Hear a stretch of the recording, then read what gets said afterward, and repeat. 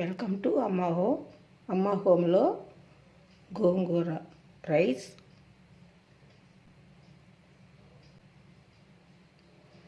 Paneer curry.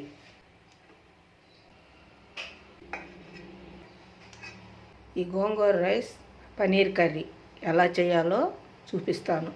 Paneer curry కోసం నేను 200 గ్రాముల పన్నీర్ తీసుకున్నాను. పన్నీర్ని ఇలా ముక్కలుగా కట్ చేసుకోవాలి.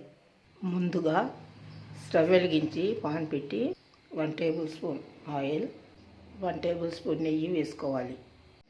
ఆయిల్ వేడెక్కిన తర్వాత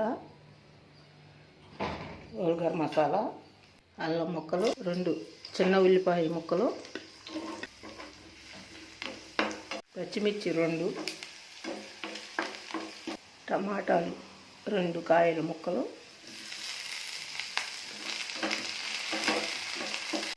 జీడిపప్పు గుళ్ళు 6, ఇవన్నీ వేసి ఫ్రై చేసుకోవాలి. టమాటా ముక్కలు ఇలా మెత్తబడిన తర్వాత చల్లారనివ్వాలి. మనం ముందుగా వేయించిన టమాటా, ఉల్లిపాయ, మసాలా చల్లారిన తర్వాత ఇలా పేస్ట్ చేసుకోవాలి. పన్నీర్ కర్రీ కోసం స్టవ్ వెలిగించి పాన్ పెట్టి 2 table spoons oil, 2 table spoons నెయ్యి వేసుకోవాలి. ఆయిల్ వేడెక్కిన తర్వాత ఆనియన్స్ వేసి ఫ్రై చేసుకోవాలి. పచ్చిమిర్చి వేసుకోవాలి. ఆనియన్స్ ఫ్రై అయిన తర్వాత మిక్సీ పట్టిన ఈ మసాలా పేస్ట్ని వేసుకోవాలి. మసాలా పేస్ట్ పచ్చివాసన పోయే వరకు ఫ్రై చేసుకోవాలి. మసాలా పచ్చివాసన పోయింది.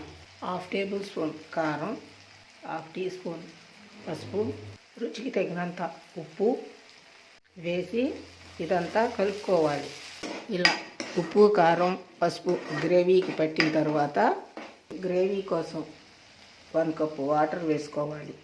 ఇదంతా ఒకసారి ఈ వాటర్ పట్టే వరకు కలిగిపెట్టి మూత పెట్టి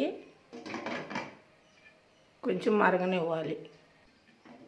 గ్రేవీ వాటర్ ఇలా మరిగేటప్పుడు కట్ చేసి పెట్టిన ఈ పన్నీర్ ముక్కల్ని వేసుకోవాలి.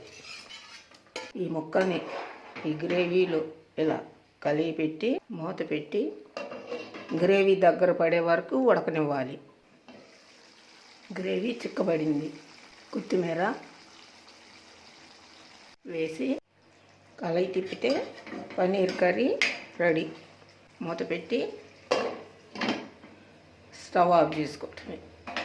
గోంగూర రైస్ కోసం కప్పు బాస్మతి రైస్ కడిగి అరగంట సేపు నానబెట్టుకోవాలి. బియ్యం నానబెట్టి అరగంట తర్వాత స్టవ్ వెలిగించి పాన్ పెట్టి 2 టేబుల్ స్పూన్లు ఆయిల్, 2 టేబుల్ స్పూన్స్ నెయ్యి వేసుకోవాలి. నెయ్యి, ఆయిల్ వేడెక్కిన తర్వాత గరం మసాలా వేసుకోవాలి. గరం మసాలా సగం ఫ్రై అయిన తర్వాత 2 చిన్న ఉల్లిపాయల ముక్కలు, తురుముకున్న ముక్కలు వేసుకోవాలి. జీడిపప్పులు వేసుకోవాలి. ఉల్లిపాయ ముక్కలు, జీడిపప్పు ముక్కలు సగం ఫ్రై అయిన తర్వాత 1 టమాటాకాయ ముక్కలు వేసుకోవాలి. 1/2 టేబుల్ స్పూన్ అల్లం వెల్లుల్లి పేస్ట్ వేసుకోవాలి. ఇవన్నీ ఫ్రై చేసుకోవాలి.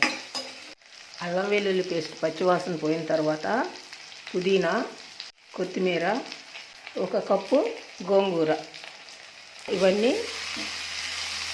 ఫ్రై చేసుకోవాలి. మూత పెట్టి మగ్గనివ్వాలి. గోంగూర, ఆకుకూరలు ఇలా ఉడికిపోయిన తర్వాత ఏదైతే బియ్యం తీసుకున్నానో కొలతకి అదే కప్పుతో 2 కప్పులు వాటర్ వేసుకోవాలి. రుచికి తగినంత ఉప్పు వేసుకుని కలయి తిప్పి మూత పెట్టి నీళ్లు మరగనివ్వాలి. నీళ్లు తెరిలిపోయినాయి. మనం ముందుగా నానబెట్టిన రైస్ని ఇలా వడకట్టి ఈ తెరులుతున్న ఎసర్లో వేయాలి. ఒకసారి ఇలా కలిపి మూత పెట్టి ఉడికించుకోవాలి. గోంగూర రైస్ ఉడికిపోయింది.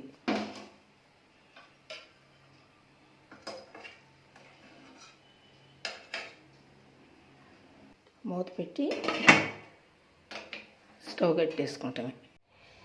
ప్లేట్లో వేసి సర్వ్ చేస్తే గోంగూర రైస్, పన్నీర్ కర్రీ రెడీ.